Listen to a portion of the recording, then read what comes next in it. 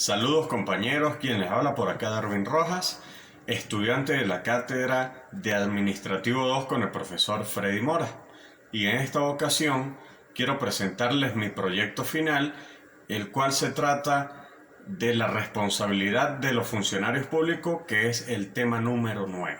Empezaremos diciendo que el Estado venezolano es responsable de todas las actuaciones, más allá del ente público, sino también del sector privado, ya que el sector privado también tiene participación en la administración pública, pero que son de interés para el Estado venezolano. Vamos a poner, por ejemplo, una universidad privada, una escuela privada, un liceo privado. Para entender un poco mejor cuáles son estas responsabilidades de los funcionarios públicos, nos vamos al artículo número 25 de la Constitución Bolivariana de Venezuela, que dice lo siguiente: todos los actos dictados en ejercicio del poder público que violen o menoscaben los derechos garantizados por esta Constitución y la ley es nula.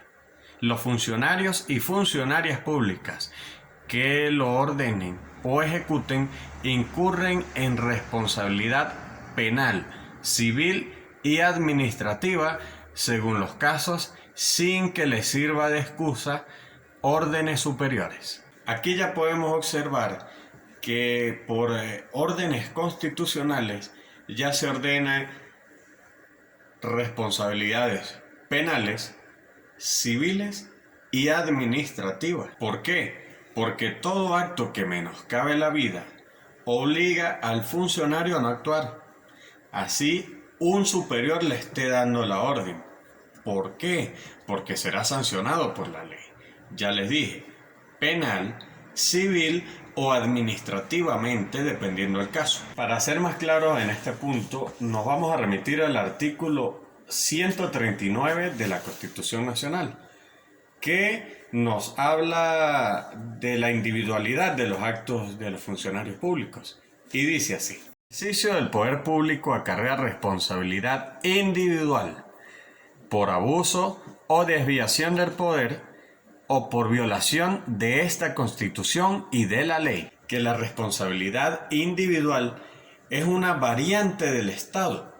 Mejor dicho, para que se entienda un poco mejor, que el Estado es responsable por la actuación de ese funcionario público. Por ende, es responsabilidad también del Estado, no solo del funcionario. Y todo esto está regulado en el Estatuto de los Funcionarios Públicos.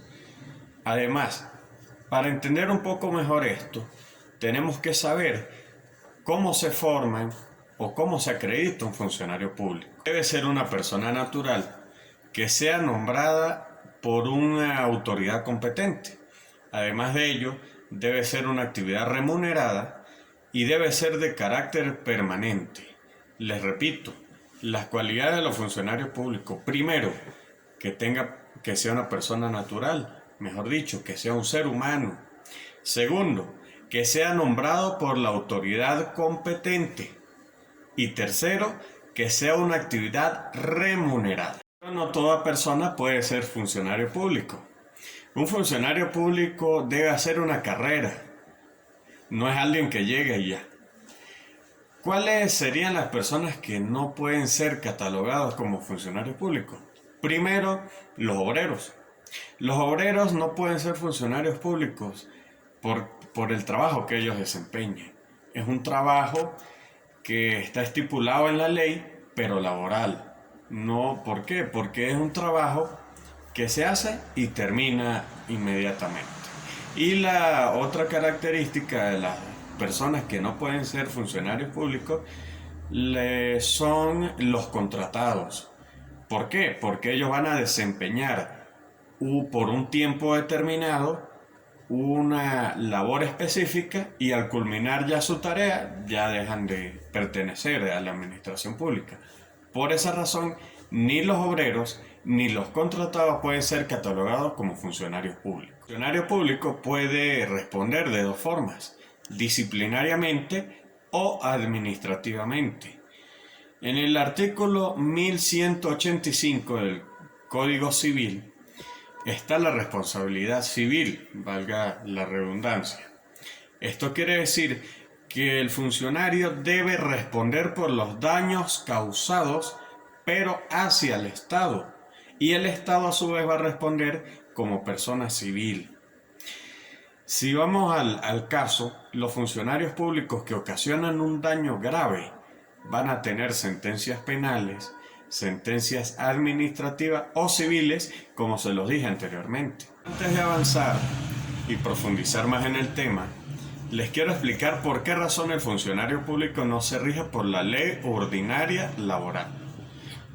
Resulta que, para hablarlo coloquialmente, cuando una persona natural contrae o encuentra un trabajo, hay un pacto entre las dos personas, el que lo va a emplear y el empleado en ese caso. Ellos pactan, dan las condiciones de trabajo, especifican cuál es el trabajo que va a hacer y él decide si le conviene o no le conviene para empezar a producir o desempeñarse en ese trabajo. La diferencia de eso al funcionario público es que el Estado ya tiene sus normas creadas, tiene sus políticas creadas y tiene el estatuto del funcionario público para regir esas normas. El funcionario público se acoge a esa normativa que el Estado le está dando y tiene que regirse y tiene que hacer cumplir ese estatuto. Esa es la diferencia que hay entre un empleado normal a un funcionario público. Así que de esta manera avanzamos y nos vamos a otro tema bastante interesante, que es la responsabilidad administrativa, ya que en esta ocasión es el funcionario público quien causa un daño al Estado de tal magnitud que debe repararlo, ¿verdad?, de manera inmediata. Y él es el que debe acarrear esos gastos que ocasionaron ese daño. Y en este caso es la Contraloría Nacional quien va a interponer la sanción de acuerdo a sus normativas, ya sea una multa o en casos extremadamente dañosos la suspensión de su cargo hasta por 15 años. Y si el funcionario público ha causado un daño de grandes magnitudes, la Contraloría General de la República tiene la potestad de enviar el caso a la Fiscalía Pública, quien es el que va a determinar el caso hasta llevarlo a un caso penal. Esto quiere decir que el funcionario público ya va a ser sancionado civilmente. Otro tipo de funcionarios públicos, que es la Contraloría que los define, que son los funcionarios que pueden ser auditables y los que no pueden ser auditables. En el caso de las personas o los funcionarios que pueden ser auditables, son los que manejan los recursos de la nación. Estas personas tienen un proceso un poquito más largo y más tedioso, pero la Contraloría les da un tiempo determinado para recaudar todos los requisitos que sean solicitados para la recaudación de todas las explicaciones con respecto a la utilización de ese dinero público.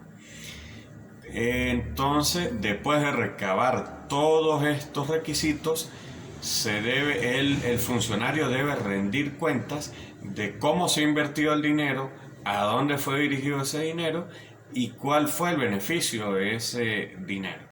La parte penal de la administración pública está establecida en la Ley contra la Corrupción y ella abarca las instituciones públicas y privadas, los funcionarios y las funcionarias públicas, los consejos comunales, ojo, consejos comunales y comunas.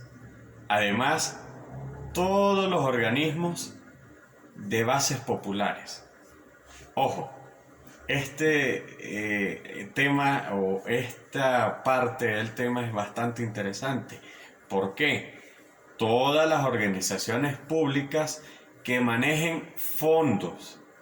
Ahí, en esta ley fue incluida todas las organizaciones que manejan fondos, así sean públicas. Ya para concluir, quiero decirles que hay similitud entre lo que persiguen los ordinales de la Contraloría Pública y los ordinales de la ley contra la corrupción en Venezuela.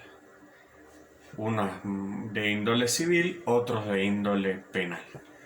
Espero les haya gustado y haya sido de su agrado este proyecto final con el profesor Freddy Mora. Quien se despide para ustedes, Darwin Rojas. Será hasta otra próxima oportunidad.